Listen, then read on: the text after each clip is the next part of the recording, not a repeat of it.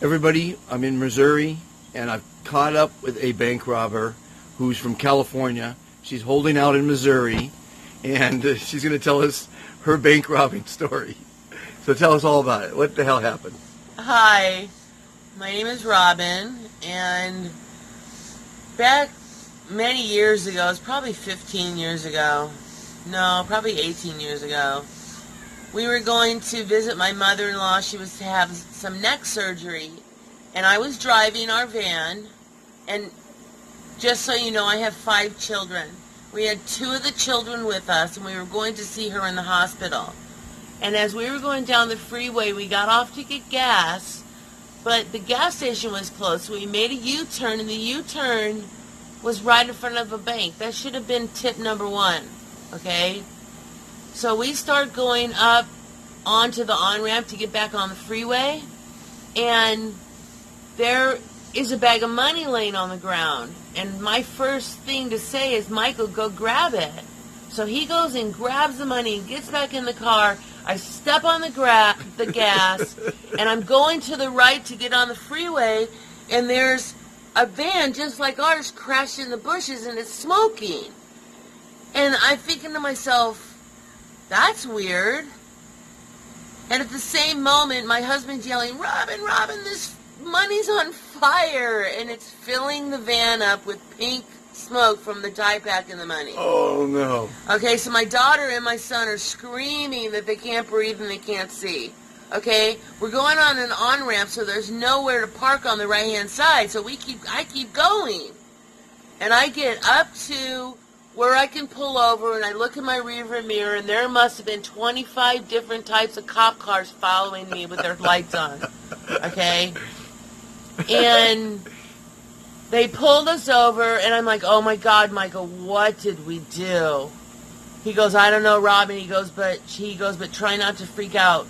Well, everybody got out of their car. Everybody surrounded. They were shoulder to shoulder surrounding the car, pointing guns at us.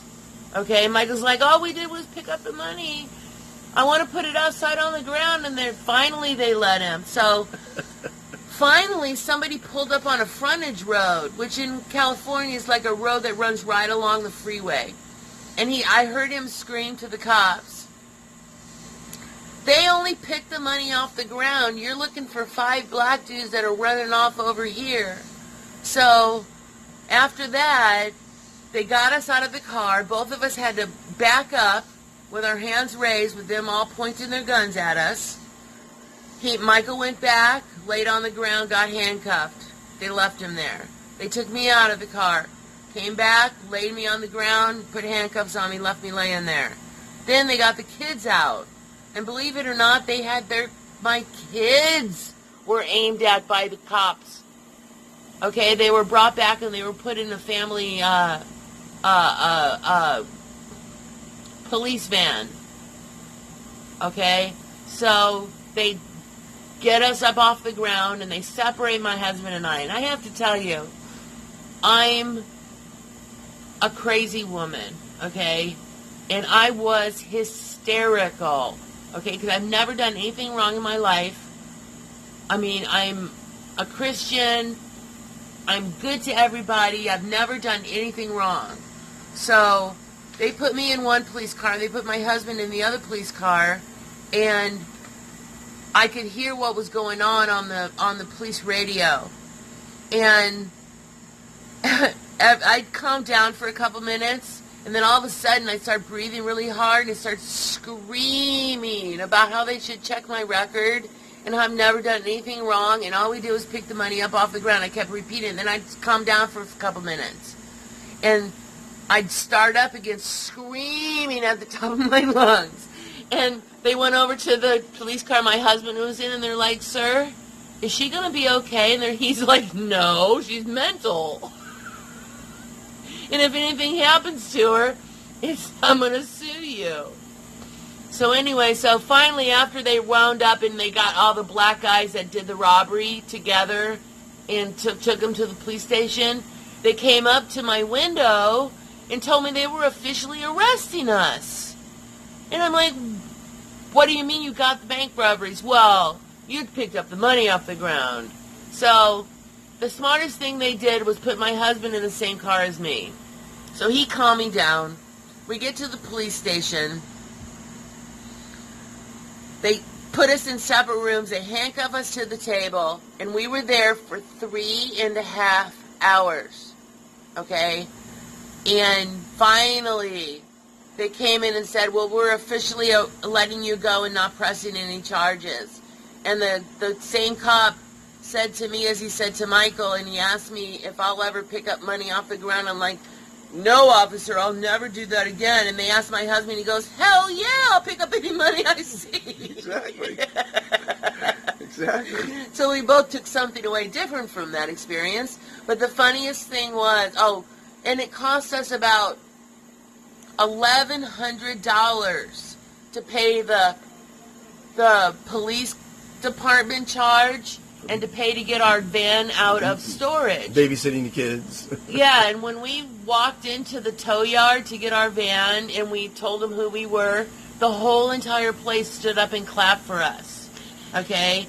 And not to mention the fact that there were police television people on the other side. They stopped the freeway going both directions for like Well, there were loose criminals. an hour and a half. There were loose criminals. And they see us on tape. I mean, we were getting so many phone calls.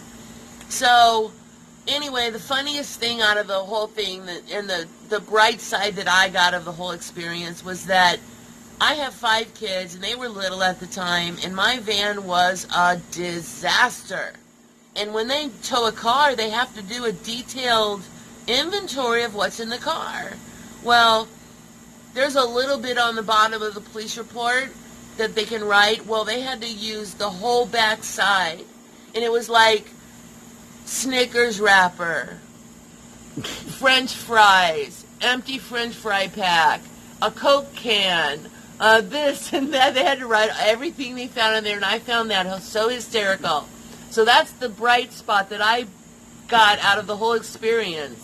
And if you don't learn from your experiences, what the hell good are they? They deserved it. They charged us money that they shouldn't have. Well, you you did rob a bank. Come on, give me a break. No, I didn't. I picked the money up off the ground. I didn't know it was from a bank. Outside What would the bank. you do if you saw money on the floor? I've been waiting to find money on the ground so I could pick it up. You just don't want it to have a dye pack in it. Exactly. That's a fantastic story. Thank you so much. We'll talk in a bit. Okay, now you guys have to agree that was a fantastic story, and she told it in a fantastic manner. I sold a show years ago, and the show was called How Stupid Was That? Because everyone's done stupid things in their life. But when they recount it, not only did they, or the ones that did it, but they told it 1,000 times, so they in turn become the best actor or actress on the planet, because it's their story. Now, don't you agree? That was a great acting job, but it wasn't acting. She was reliving a fantastic experience. And the show was called How Stupid Was That? And I think that I just wanted to end with that one. Definitely. So everyone, if you like what I'm doing, I'm interviewing people from around the world, bank robbers, billionaires, bums, busboys, you name it. I've interviewed them all, 3,000 of them on this channel. And the purpose is to show that everyone is a fantastic person out there. And we need more fantastic people. So I shouldn't say everyone is fantastic. We need more fantastic people out there. And if you like what I'm doing, subscribe, like the videos, share them, because we definitely need to make the world a kinder, more civil place. And I agree, I would pick up the money. I picked up, I found literally $122 the other day in the street. I picked it up, didn't have anything attached to it. So my friend said, turn into the police. I go, what? You crazy? It's $122. But it was not attached to anything, so I kept it. I didn't rob a bank. I robbed the earth. Sidewalk. It was in the middle of the street, actually. Everyone, That's be fantastic. Have a fantastic day. Keep tuning in daily for interviews, for sights and sounds of our country and our world eventually, because I'm going to go around the world with this movement. Stay with Dr. Fantastic, and you're going to have a fantastic life. Around the world have caused people to become a greedy, selfish, and litigious society. Would you like to be happier, live longer, never be forgotten, and help make the world a kinder, more civil place? It's actually easier than you think. Every day you're asked, how are you? Instead of saying good, say, I am fantastic. It will make you look better, feel great, and reduce your stress. Making the world world a better place starts with each person. Please join the Be Fantastic movement today. What you want to be, you can be. Be fantastic.